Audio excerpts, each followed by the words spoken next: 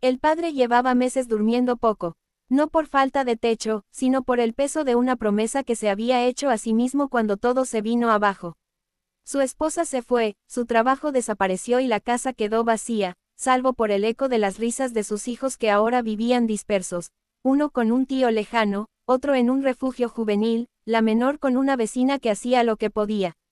Cada noche, él miraba el techo y repetía la misma frase: los voy a traer de vuelta.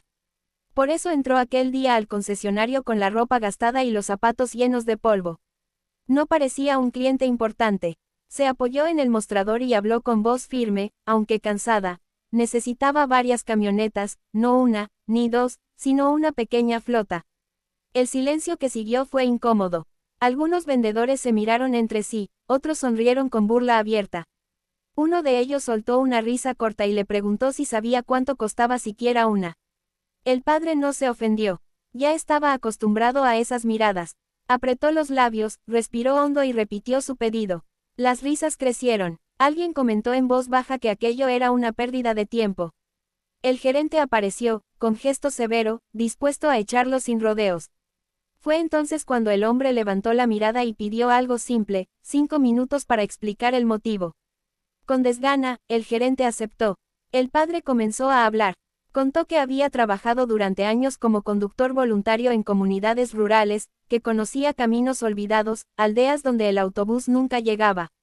Habló de niños que caminaban horas para ir a la escuela, de ancianos que no podían ir al médico, de madres que daban a luz en casa por falta de transporte.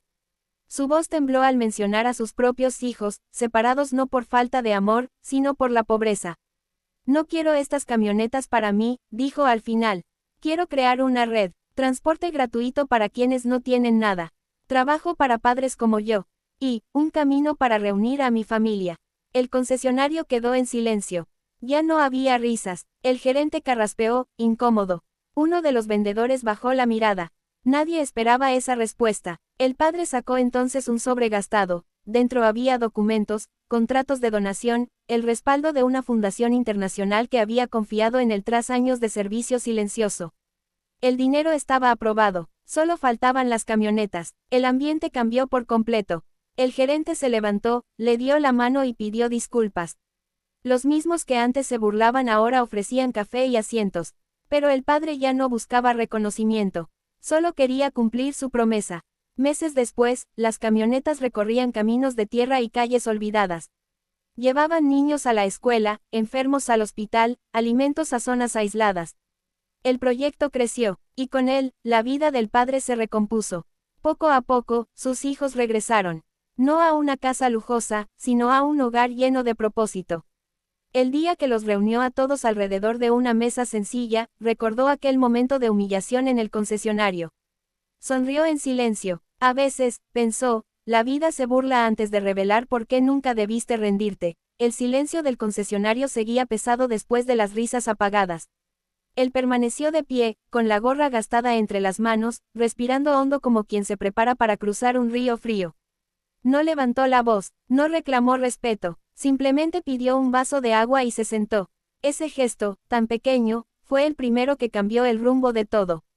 Mientras esperaba, observó los reflejos de las camionetas nuevas alineadas como soldados. Pensó en los caminos de tierra, en las madrugadas heladas, en los niños que despertaban con hambre antes del amanecer.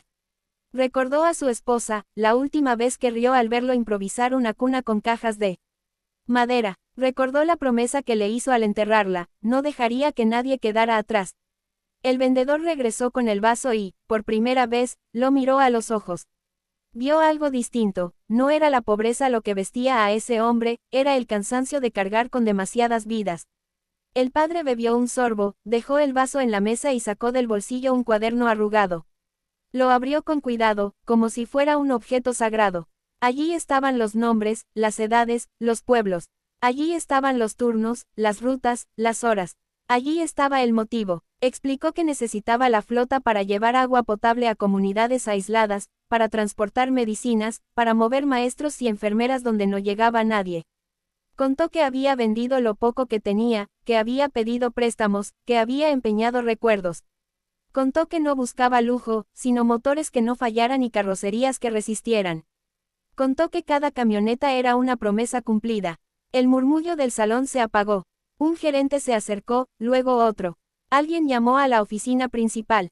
El padre no pidió descuentos, pidió plazos justos. No exigió trato especial, pidió claridad. Cuando terminó, cerró el cuaderno y se quedó quieto, como si aceptar un no fuera parte del camino. El gerente general salió con pasos lentos. Se sentó frente a él y escuchó de nuevo, esta vez sin interrupciones. Preguntó detalles técnicos, consumo, mantenimiento. El padre respondió con números y experiencias, con rutas y pendientes, con barro y calor. No hablaba de sueños, hablaba de logística. No hablaba de compasión, hablaba de responsabilidad.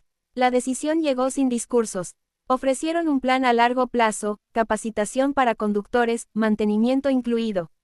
Ajustaron el precio, redujeron intereses, firmaron con manos firmes. Al estampar su nombre, el padre sintió un peso caer de los hombros, no porque ganara algo, sino porque el camino se abría. Días después, las primeras camionetas rodaron por carreteras que nadie miraba. En cada parada, alguien esperaba.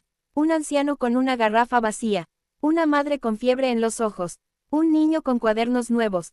Los motores sonaban como corazones constantes. Los conductores aprendieron a escuchar la tierra, a respetar la lluvia, a compartir el pan. El padre no se hizo famoso. No dio entrevistas. Siguió durmiendo poco y caminando mucho. A veces, al caer la noche, se sentaba en el borde del camino y miraba el polvo asentarse. Pensaba en la humillación del primer día y sonreía, no por venganza, sino por gratitud. Porque entendió que la dignidad no se mendiga, se demuestra con hechos. Con el tiempo, otros se sumaron. Talleres locales ofrecieron apoyo. Escuelas organizaron turnos. Médicos jóvenes pidieron subir a las rutas. Las camionetas se convirtieron en puentes. Y el padre, el mismo al que nadie tomó en serio, aprendió que la autoridad verdadera nace cuando el motivo es más grande que el ego. Una tarde, regresó al concesionario para un mantenimiento. El mismo vendedor lo saludó por su nombre. El gerente le ofreció café. No hubo disculpas formales, pero hubo respeto. Y eso bastó. El padre miró los vehículos alineados y pensó que, a veces, la justicia llega en silencio, con ruedas girando y manos trabajando. Cuando cayó la noche, volvió a casa. Dejó la gorra en la mesa, abrió el cuaderno y agregó un nombre nuevo. Afuera, un motor arrancó. En algún lugar, una luz se encendía. Y él supo que el motivo, revelado aquel día, seguiría moviendo el mundo un kilómetro más.